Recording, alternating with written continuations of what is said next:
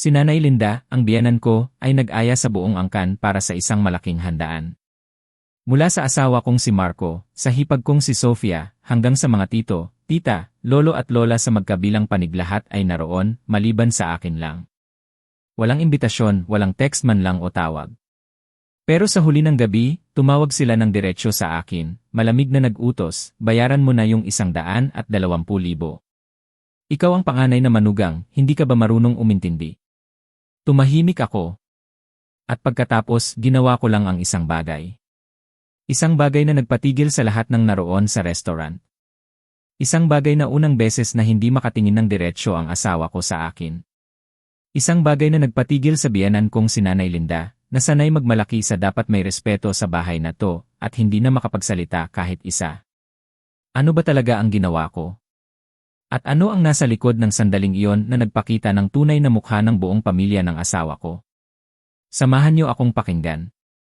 Sabado, lampas 8:00 ng gabi, nasa harap pa rin ako ng computer, pagod na ang mata pero tinatapos ko pa rin ang report tungkol sa corporate loan na kailangang isubmit bago mag-expire. Ilang taon na akong nagtatrabaho sa loans department sa branch, sanay na akong walang weekend break. Kaya nang tumunog ang phone at nakita kong number ni Nanay Linda, hindi ko na inisip ng malalim. Hawak pa ang mouse, bibig nakakabit pa ang ballpen. Sinagot ko, opo, nanay, naririto po ako. Hindi pa ako nakapagsalita ng maayos, sumigaw na agad, nasaan ka ba? Tapos na kami kumain, pumunta ka na sa restaurant na Harmony at bayaran mo na. Natulala ako. Akala ko mali ang narinig. Kumulot ang noo ko, maingat na tinanong ulit, mahina ang boses, po.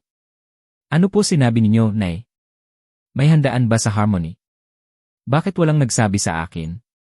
Sa kabilang linya, isang malalim na buntong hininga na puno ng inis. Tapos, halos idikit niya ang bawat salita, hindi mo alam. Problema mo yon. 120,000. Ginawa kong 120,000 para madaling matandaan. Ikaw ang panganay na manugang, kung hindi ka magbabayad, sino pa? O gusto mo bang ipagbili ko ang titulo ng bahay? Bigla akong nabitawan ang ballpen, tumama ito sa mesa ng malakas na tak. Parang may humarang sa lalamunan ko. Kumain ang buong pamilya, walang nagsabi sa akin, walang text, walang imbitasyon. Hindi dahil sa pera ang bigla ang tibok ng puso ko. 120,000 ay kaya ko naman, pero yung pakiramdam na parang wala ako, na parang hindi ako kasama, mas masakit iyon ng maraming beses. Tumahimik ako saglit, saka bumigkas ng dahan-dahan, Nay, hindi naman po ako inimbita, hindi ko rin alam yung handaan. Bakit walang nagpaalam sa akin? Hindi pa tapos ang sinabi ko, sumigaw na siya. Kung hindi ka marunong umintindi, huwag mo akong sisihin kung hindi ko na pinoprotektahan ang mukha mo. Mahigpit kong hinawakan ng phone, namutla ang kamay ko. Hindi pinoprotektahan ang mukha. Kaya pala buong gabi, mahigit 20 katao, ako lang ang hindi kasama yon ang pagprotekta sa mukha. Sa isip ko, biglang sumulpot ang tanong na matagal ko nang iniisip, ako ba talaga ang manugang dito, o yun lang ng pamilya? Wala na akong sinabi pa kay Nanay Linda. Pinatay ko ang tawag, nag-text kay Marco ang tanging taong inaasahan ko pa noon. Nasaan ka? Sagot agad pagkalipas ng 1 minuto, sa Harmony. Tinawag ka na ba ni Nanay? Pumunta ka na. Humugot ako ng malalim na hininga, pinilit maging kalmado. Nanginginig pa ang daliri ko nang mag-type ulit, bakit hindi mo sinabi sa akin kanina pa? Buong pamilya pupunta, pero ako hindi man lang binigyan ng isang salita. Nakita kong scene, pero walang sagot. Tumahimik siya. Parang normal lang sa kanya, parang tama lang, parang hindi na kailangang ipaliwanag. Tinitigan ko ang screen, tuyo ang mata pero nanginginig ang labi, mabagal pero mabigat ang tibok ng puso, parang may humahampas ng martilyo sa dibdib ko. May ngiti na lumitaw sa labi ko, ngiting walang saya, walang galit, parang umabot na sa huling hangganan ng pasensya. Tumayo ako, pinatay ang computer. Alam kong pupunta ako hindi dahil sa 120,000, kundi dahil kailangan ko ng sagot. Sagot sa tanong, ano ba ako sa paningin nila? Asawa? Manugang? O dayuhan lang na nakatira sa bahay, pero hindi kailanman itinuring na pamilya? Hindi ko inakalang ang gabing yon, sa isang tawag na akala ko para lang humingi ng pera, ay siya palang simula ng pagbagsak ng mga maskara isang-isa, walang natira. Dumating ako sa Harmony Restaurant bandang 8:40. Buong biyahe mula sa opisina, hindi mapakali ang dibdib ko. Hawak ko ang manibela pero parang bato ang dibdib. Alam ko nang may mali pero hindi ko inakalang ganoon ka-open at bastos. Puno ang parking kaya pumunta ako sa underground. Tumigil ako sa harap ng rearview mirror, humugot ng ilang segundo para pakalmahan ang sarili.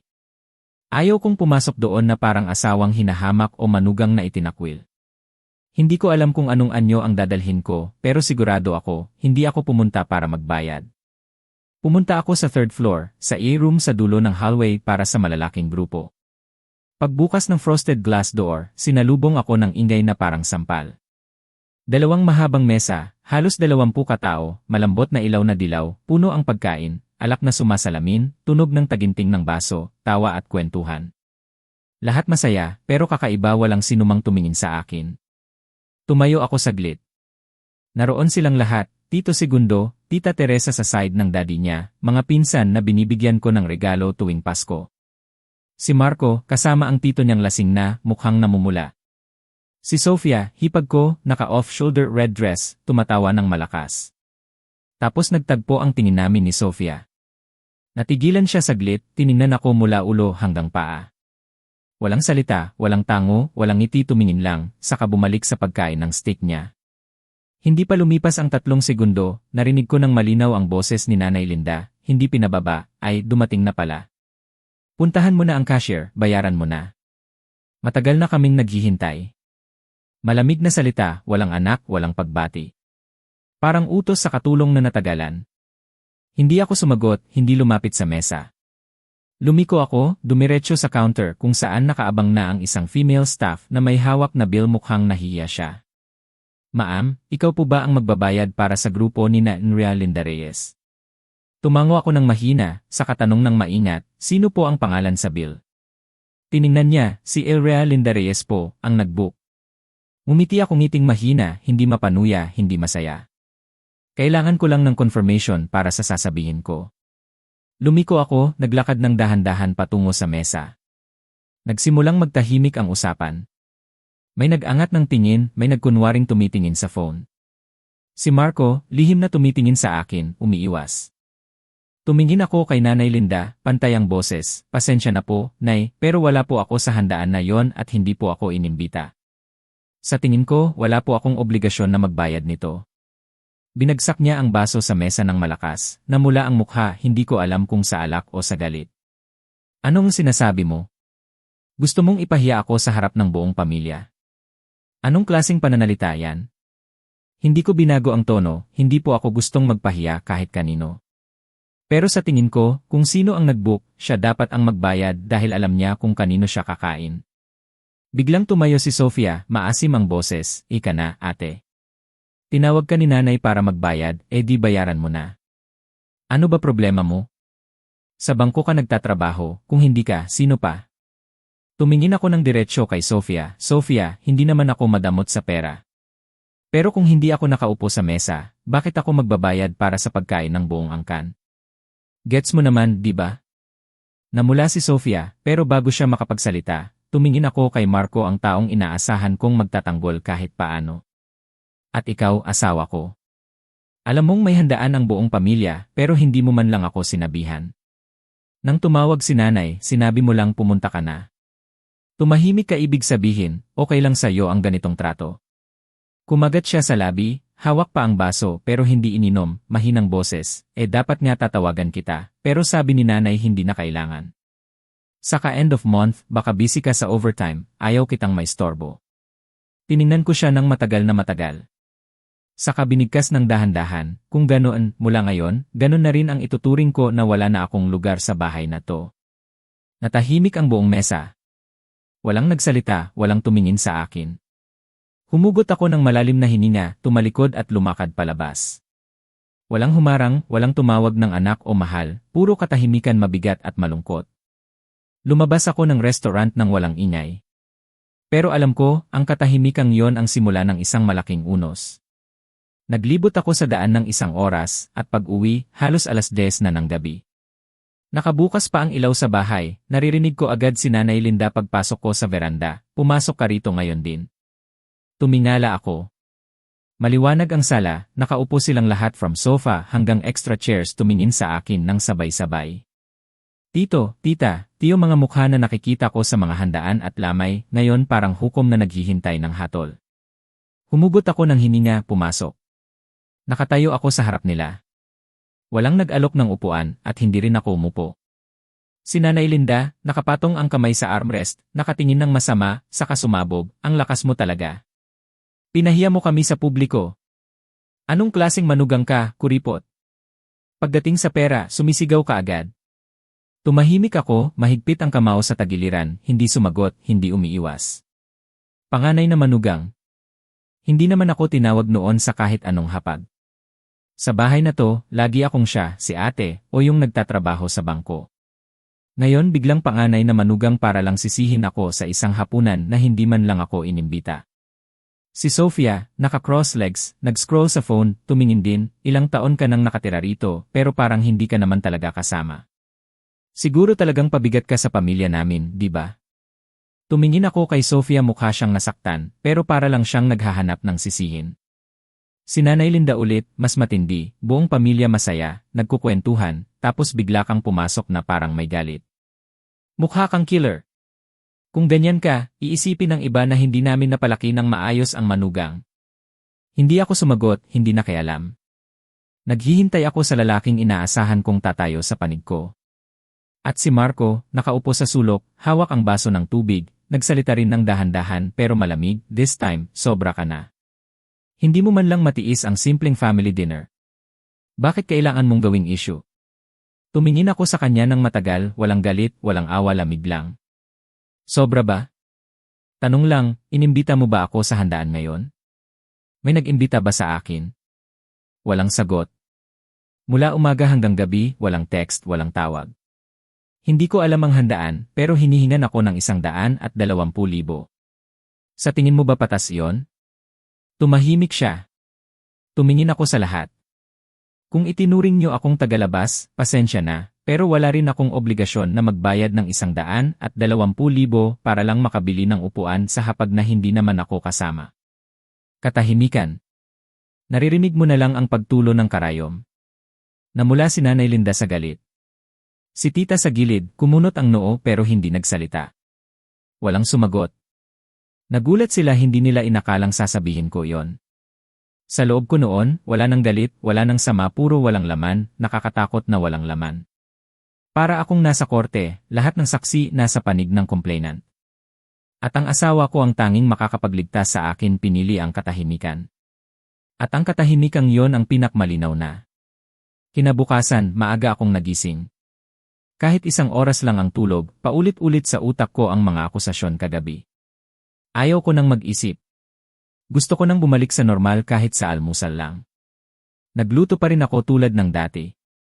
Pero pagbaba ko sa kusina, narinig ko agad si Nanay Linda mula sa likod, malamig na parang yelo, huwag ka nang magluto. Hindi kailangan ng bahay na to ang input ng tagalabas. Natigilan ako. Kumain ka ng sarili mong pagkain. Kami na ang bahala sa amin. Tumingin ako sa kanya. Nakataas ang kilay, nakakrus ang braso, malamig ang tingin. Hindi siya sumigaw pero bawat salita parang pako. Tinanggal ko ang apron, malamig ang haplos nito sa balat. Walang sinabi, walang reaksyon pero sa loob ko may nabiyak. Opisyal na akong itinakwil sa kusinang yon na minahal ko ng maraming taon. Naghugas ako ng kamay, pinunasan, dahan-dahang umakyat. Walang tumawag, walang nagtatanong kung kakain ba ako. Sa tanghali, sinubukan ko pang maging kalmado. Inayos ko ang hapagtulad ng dati. Pero paglalagay ko ng plato at upo na, hinawi ni Nanay Linda ang kamay, hindi pa kita pinapaupo. Natigilan ako. Hindi ko alam kung sa hapag ba o sa pamilya mismo ako itinakwil. Si Sofia naman, mabilis na umakting yumuko, kinuha ang tissue, pinunasan ang luha, "Nay, sinigawan po ako ni ate kagabi." Sabi ko lang naman ang totoo, pero tiningnan niya ako na parang papatayin niya ako. Tumingin ako kay Sofia, hindi makapaniwala. Isang tingin lang kagabi, ngayon biglang ako ang threat. Si Nanay Linda, binantaan mo pa ang anak ko. Lalong sumobra ang ugali mo. Anong klaseng paninirahan ang gusto mo rito? May hangganan dapat. Bibigyan ko sana ng sagot pero tumahimik ako. Alam kong kahit ano ang sabihin ko, ibabalik sa bastos. Si Marco, tahimik na naghahain ng kanin, hindi tumitingin, hindi nagsasalita. Sa harap niya ang tokwa na tinuruan kong iprito ng pantay. Ngayon, umunguya siya na parang buhangin matigas at walang lasa. Tumingin ako sa hapag na yon kung saan dati ako nakaupo, tumatawa, naghahain, naglalagay ng pagkain sa plato nila. Akala ko kung magtiis pa ako, kung maging mabait pa, matatanggap din ako bilang pamilya. Humugot ako ng hininga, hindi galit, hindi malungkot, kundi paggising. Naintindihan ko na hindi nila ako kailangan. Ang kailangan lang nila ay pera ko. Mula noon, opisyal na akong itinakwil sa lahat ng gawain sa bahay. Hindi na ako pinapayagang magluto, hindi na makakasalo sa hapag, hindi na makapagbigay ng opinyon. Bawat salita ko, pinuputol. Bawat galaw, sinisiraan. Naging tahimik ako sa sarili kong bahay, isang estranghero, walang pangalan, walang lugar, walang boses. Pero hindi nila alam, ang katahimikan ko ay hindi pagsuko. Lumingon ako para makita ng malinaw ang bawat mukha at malaman kung sino talaga ang gustong itaboy ako. Akala ko, kahit sa opisina, ako pa rin ako isang magaling na loan officer, maayos, pinagkakatiwalaan ng boss, hinintay ng mga kasamahan. Pero mali pala. Kahit ang sariling mundo ko ay nabiyak na pala ng hindi ko alam.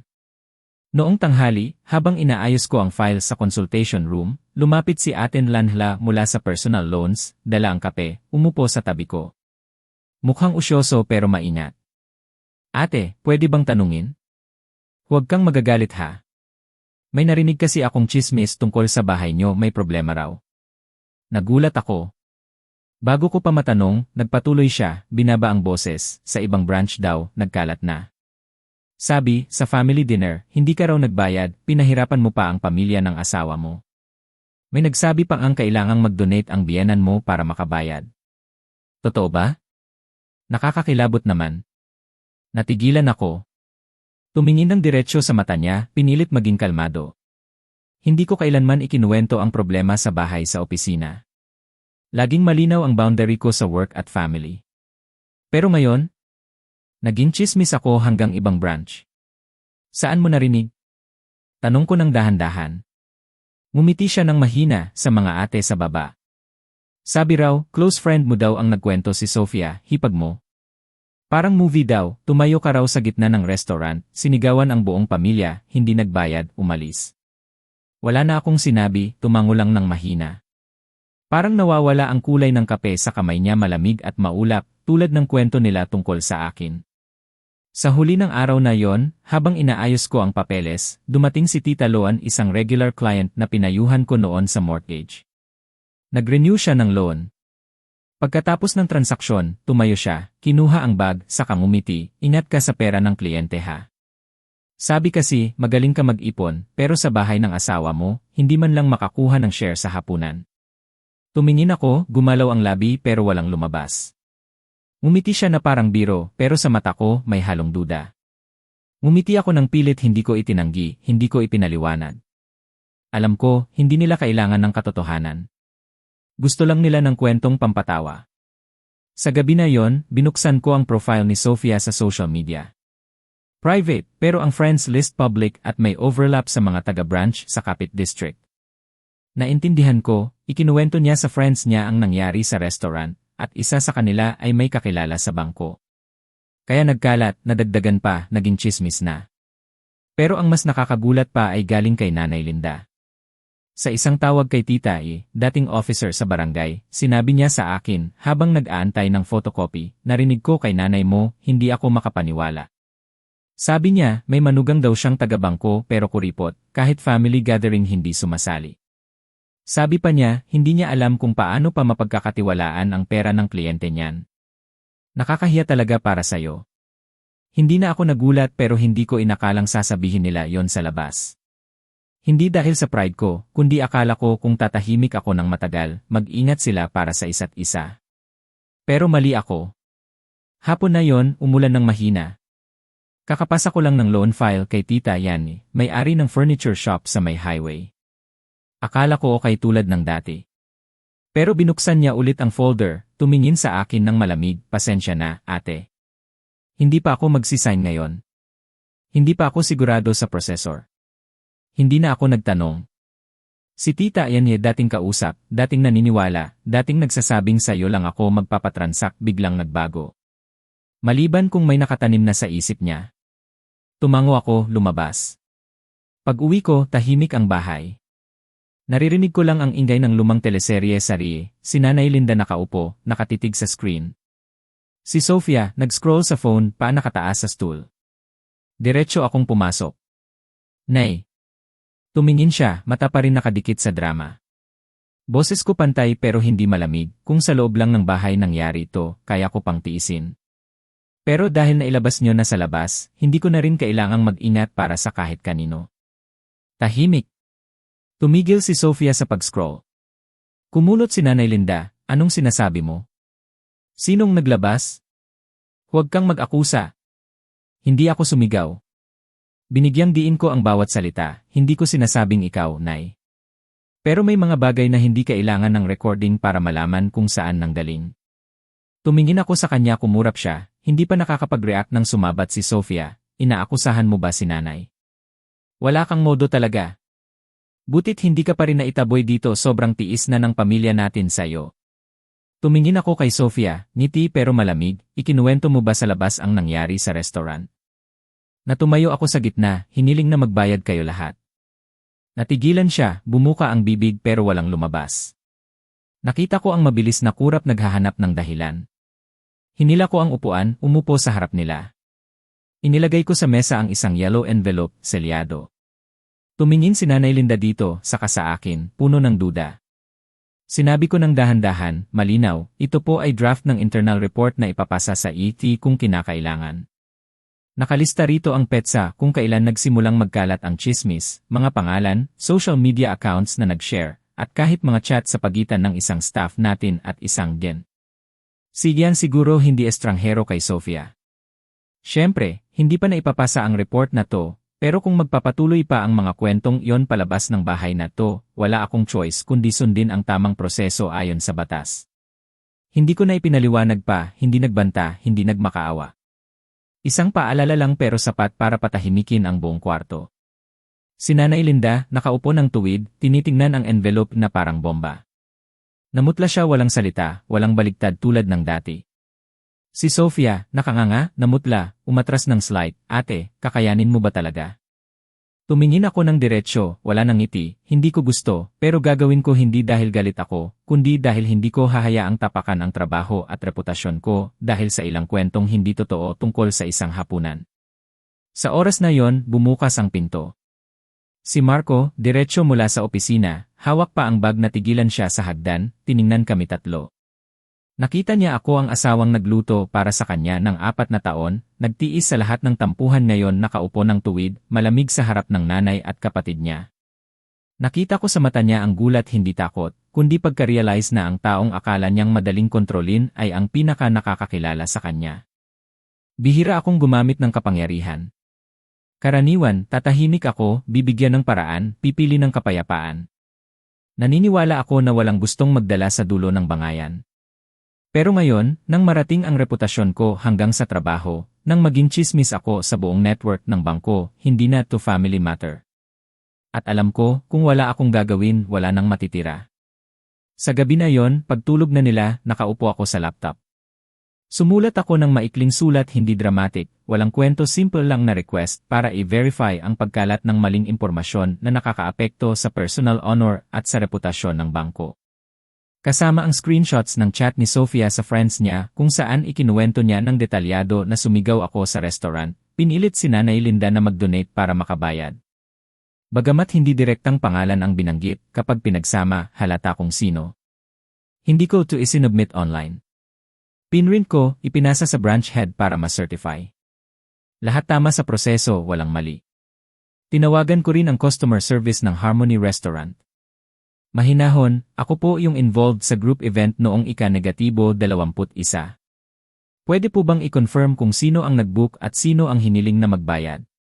Pwede rin po bang makahingi ng excerpt mula sa CA sa counter?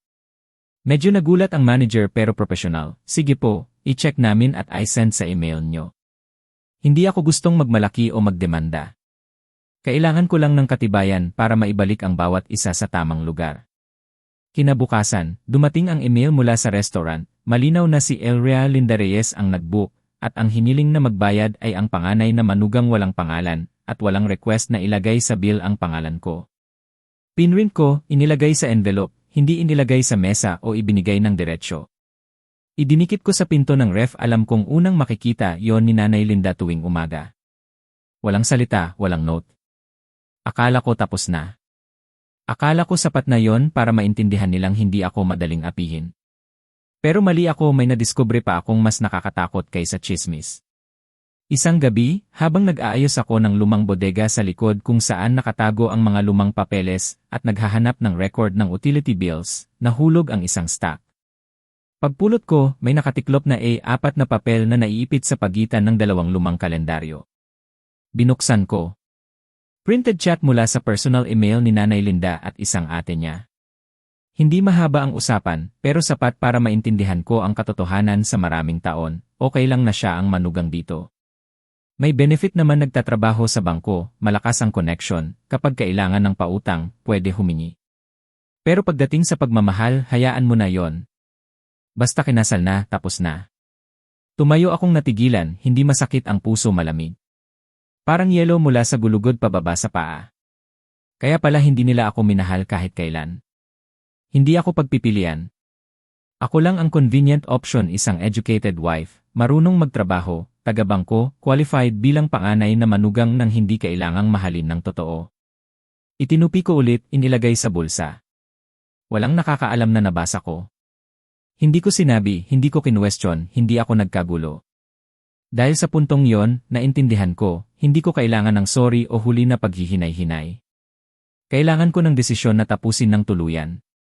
Isang linggo ng gabi, hindi umuulan pero mabigat ang pakiramdam ko. Hindi to pag-uusap. Hindi pagkakataon para magpaliwanag. Ito ay parang korte na tapos na ang hatol. Nakaupo silang lahat sa sala. Si Nanay Linda sa gitna, nakasandal sa malaking upuan, hawak ang pamaypay pero hindi ginagamit. Tuwid ang upo, matayog ang tingin, hindi siya narito para makinig. Nandito siya para mag-akusa. Umupo ako sa tapat, sa harap ay manipis na folder. Inilagay ko ang kamay dito nang hindi binubuksan. Hindi ako umiiwas ng tingin kahit kanino, pero hindi rin ako naghahanap ng tingin mula kanino man. Si Marco sa tabi, naglalaro sa laylayan ng damit, mata malayo, parang nasa ibang mundo ang lahat. Si Sofia sa tapat, cross legs, mukhang hamon, pero kita ko ang nanginginig na kamay na humahawak sa phone. Una si Nanay Linda, walang paligoy-ligoy. Buong pamilya nandito na. Tinawag kita para malinaw, ilang taon ka nang nakatira rito, tapos ano nang ginagawa mo? Inilabas mo ang gulo sa labas, nagpadala pa ng demand letter sa hipag mo. Hindi ka pa ba nahihiya? Akala mo dahil taga-bangko ka, matatakot na lahat. Hindi mo ba naiisip na pinahihiya mo ang buong angkan? Sa labas, tinatawanan na tayo dahil sa manugang na katulad mo. Hindi ako nagsalita. Inilagay ko lang ang kamay sa mesa, hinawakan ang gilid ng folder, pero hindi binuksan. Lalong naging mabigat ang hangin. Para tulungan si Nanay, sumabat si Sofia, mas mataas, hanggang saan mo padadalhin to? Hindi ka nakikinig kay Nanay, hindi ka humihingi ng tawad, tapos nagdadala ka ng papeles para ipahiya kami. Sino ka ba talaga?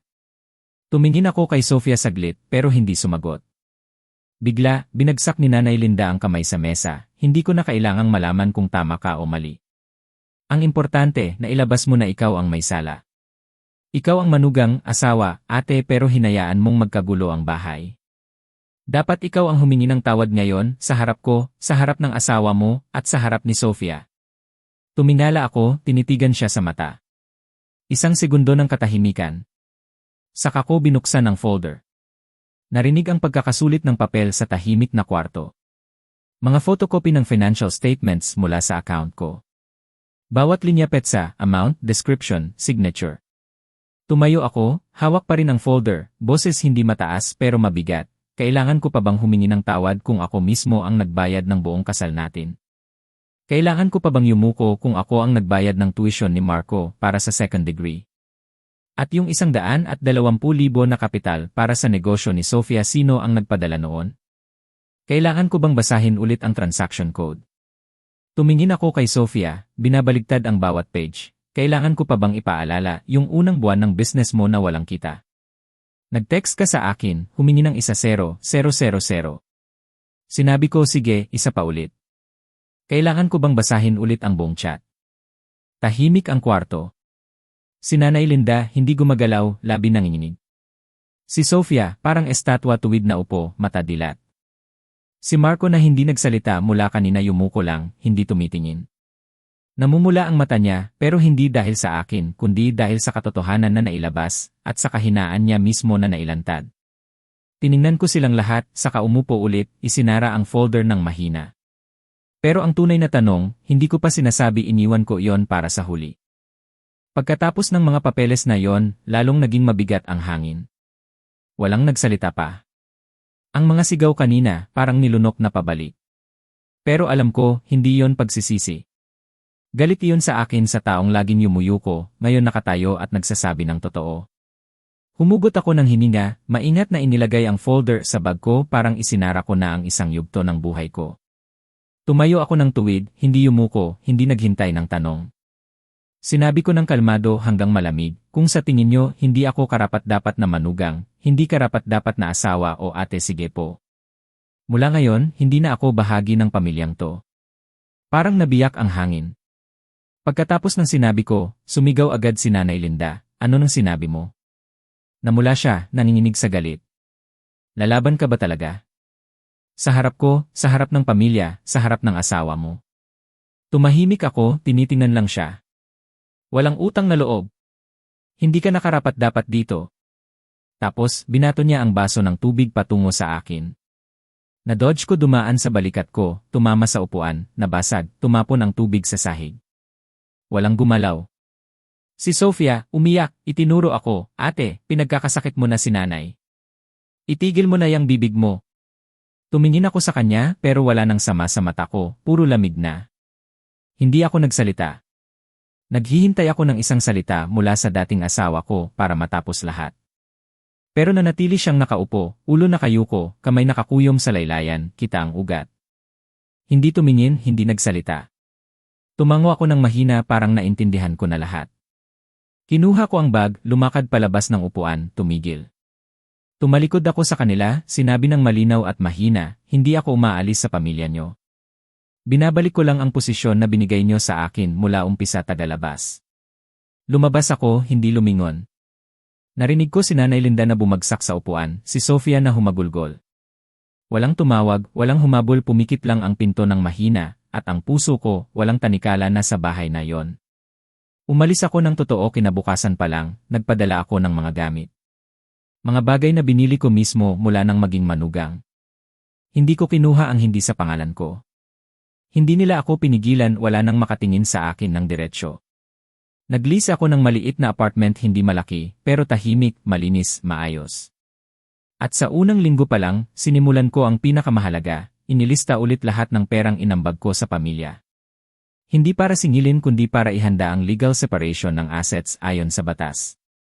Isinulat ko, gasto sa kasal 2,1,000, ako 180,000, tuition ni Marco 35,000, kapital sa negosyo ni Sofia 120,000, may record na loan, walang interest. Monthly expenses na ni-record ko sa notebook. Inabot ko lahat sa lawyer. Kung ayaw nilang ibalik, otomatikong maghihiwalay ayon sa batas. Desisyong tahimik pero tuluyang pagputol. Akala ko hindi na kami magkikita. Pero isang Lunes tanghali, sa bagong branch ko, dumating si Sofia sa counter. Nakita ko siya mula sa malayo, mukhang kinakabahan, may dalang folder. Pagdating sa turn, tiningnan niya ako, walang ngiti, walang galit, bahagyang natatakot. Ate, pwede bang pirmahan mo to? Kailangan ko ng confirmation para sa loan application. Sabi ng bangko, kailangan ng garantor na dating may-ari ng negosyo. Hindi ako agad sumagot. Tumingin ako ng diretsyo, Sofia, minsan, itinuring kitang tunay na kapatid. Pero ikaw mismo ang pumili na tapusin yon. Hindi ko pipirmahan. At mula ngayon, wala na akong obligasyon sa iyo o sa pamilya mo. Natigilan siya, namutla. Kumagat sa labi, gustong magsalita pero hindi kaya. Yumuko siya, umalis. Hindi ako lumingon. Hindi ako naghiganti, hindi ko ipinost sa social media. Ginawa ko lang ang isang bagay, ipinakita sa kanila na mula ngayon, kailangan nilang mabuhay sa sariling pera. Wala na akong manugang sa bangko, wala nang working wallet, iyon lang, sapat na. Hindi lahat ng umaalis ay mali. Minsan, umaalis ang isang tao dahil sapat na ang pasensya, sapat na ang lamig, sapat na ang kawalang utang na loob, sapat na ang sakit na itinuring na obligasyon. At kapag ang pinakamatulungin ay tumalikod, hindi dahil masama kundi dahil nagising na. Sa buhay, hindi kailangang manalo sa lahat. Kailangan lang malaman mo ang halaga mo at maglakas loob na tapusin kapag oras na. Dahil ang katahimikan ay hindi kahinaan, ito ang paghahanda para sa pinakamalinaw at pinakasibil na paghihiwalay. Mga kaibigan, kung naranasan mo rin na hinintay, na itinuring na sobra o tagalabas sa sariling tahanan, ibahagi mo ang kwento mo sa comments sa baba. Huwag kalimutang i-like kung naantig ka, mag-comment ng saloobin mo, at mag-subscribe sa channel na ito para sa higit pang malalim at totoong kwento tuwing gabi. Sino ang nakakaalam, baka ang kwentong narinig mo ngayon ang magbigay sa iyo ng tapang para umalis sa hindi karapat-dapat.